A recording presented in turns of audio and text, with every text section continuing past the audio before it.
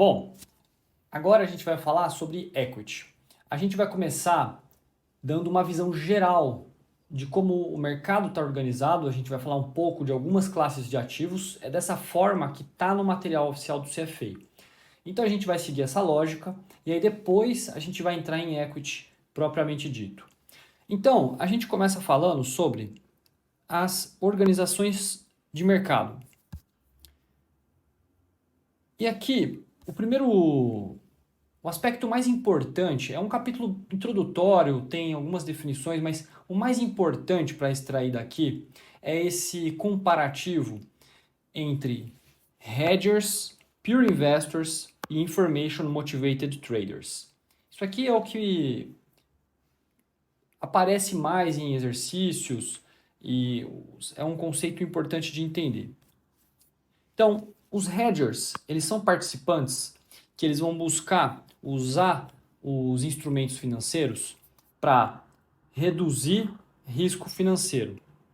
Então, acho que isso é mais comum para você que está assistindo essa aula, porque se você está fazendo o CFA, provavelmente você já tem uma base teórica mais sólida de mercado financeiro. Então, hedger, é um conceito já mais óbvio para você, provavelmente. Então, não vou me estender muito aqui. Então, esse é o primeiro participante de mercado. Ele vai buscar reduzir ou transferir o risco. O segundo participante são os pure investors. E aqui entram os investidores. A palavra-chave aqui para os pure investors é que eles vão aceitar o market risk premium. Ou seja, palavras como passive investment, passive management, é uma característica do pure investor. Diferentemente dos information motivated traders, que vão buscar um profit from superior information.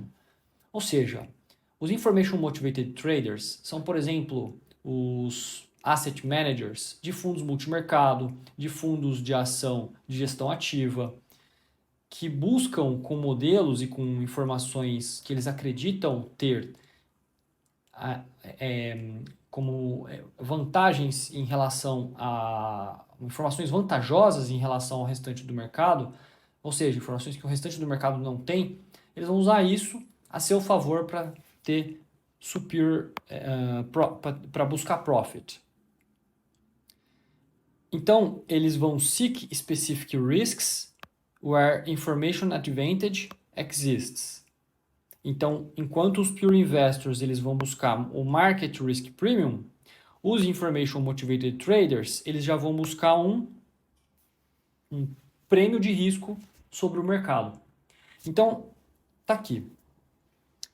Importante entender que um pure investor ele pode em determinado momento ser um information motivated trader e vice-versa. Agora vamos falar um pouco dos ativos e das classes de ativos de modo geral. É assim que aparece no material do CFA, então apesar de a gente estar falando só de equity aqui, eu vou seguir a mesma lógica do material.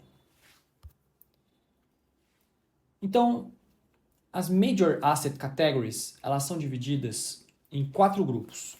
Securities, e aí aqui entram Debt Instruments, que seria renda fixa, né, Fixed Income, Equities, e Pooled Investment Vehicles, que aqui a gente está falando dos mutual funds, dos fundos de investimento. Um outro grupo, Currencies, as moedas. Um terceiro grupo, Contracts, que são os derivativos. E um quarto grupo, as Commodities e Real Assets, ativos reais. Então, Precious Metals, Real Estate e assim por diante.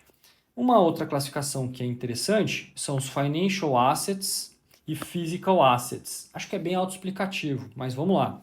Financial Assets são as Securities, Currencies e Contracts. Afinal, são, de fato, ativos puramente financeiros. Enquanto os Physical Assets englobam Commodities e Real Assets, como, por exemplo, Real Estate, que é o segmento imobiliário. Uma outra separação entre os ativos e as classes de ativos é entre Public e Private.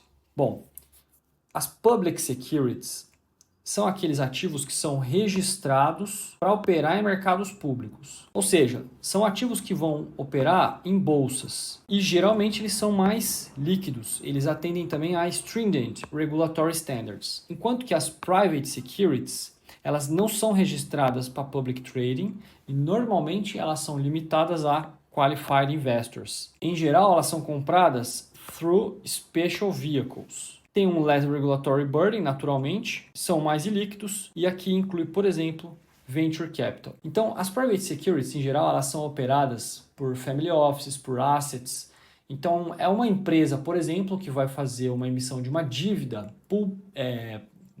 privada e o fato dela ser privada significa que ela não vai ser mostrada para o público geral. Então, a empresa que estiver emitindo essa dívida, ela vai bater na porta de alguns family offices, de algumas assets e vai oferecer essa dívida especificamente para esse público, mas não vai fazer uma distribuição em plataformas, para varejo e tudo mais. Então, essa é a diferença entre os dois. Uma outra separação entre primary e secondary market. O mercado primário é onde as empresas elas vão sell securities directly to investors. Ou seja, o fluxo é, a empresa está emitindo ações ou está emitindo uma dívida e quem vai comprar são os investidores. Aqui é importante entender que no primary market tem entrada de caixa na empresa de fato, enquanto no secondary market, por exemplo, ações estão apenas trocando de mão.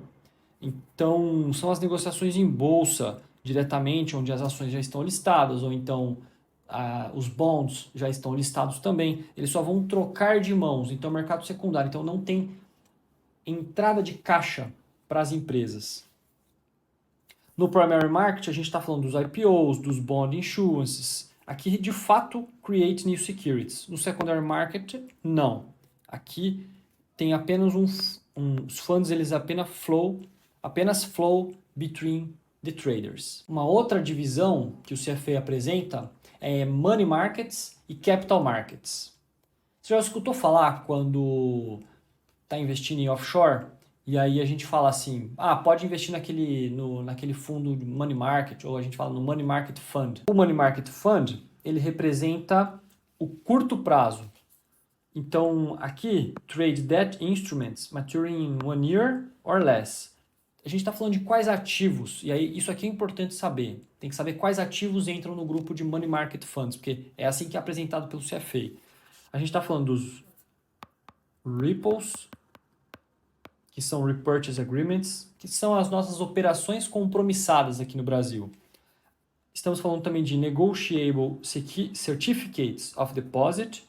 Estamos falando das government bills, aqui por exemplo, T-bills do governo americano, e commercial papers, especialmente esses 4 ativos, tipos de ativos. Já no outro grupo de capital markets, a gente está falando de ativos de longer duration, ou seja, bonds, equities, long-term debt. Os valores dependem da qualidade de crédito e de future payments. Em geral, as empresas finance their long-term operations in the capital markets, mas algumas também utilizam, por exemplo, para capital de giro, utilizam money markets. Então, é puramente uma definição que é importante saber para poder acertar alguns exercícios mais fáceis. Uma outra separação é traditional e alternative investments. Os traditional investments são public traded debts, então dívidas públicas que são negociadas, por exemplo, em bolsa, public traded equities, fundos. Toma cuidado que se falar de renda fixa, ela também entra em traditional investments, desde que seja pública. Do outro lado, a gente tem os alternative investments. Aqui entra hedge funds, private equity. Aí aqui, por exemplo, estamos falando aqui de private equity. São ações, só que privadas. Assim como o private debt também vai entrar em alternative investments. Venture capital, que nada mais é do que um private equity, só que num estágio mais inicial, o seed. Commodities, real estate, securitized debts, operating leases, collectible, precious gems e assim por diante. Então são ativos que geralmente são harder to trade e mais difícil também de se fazer valuation.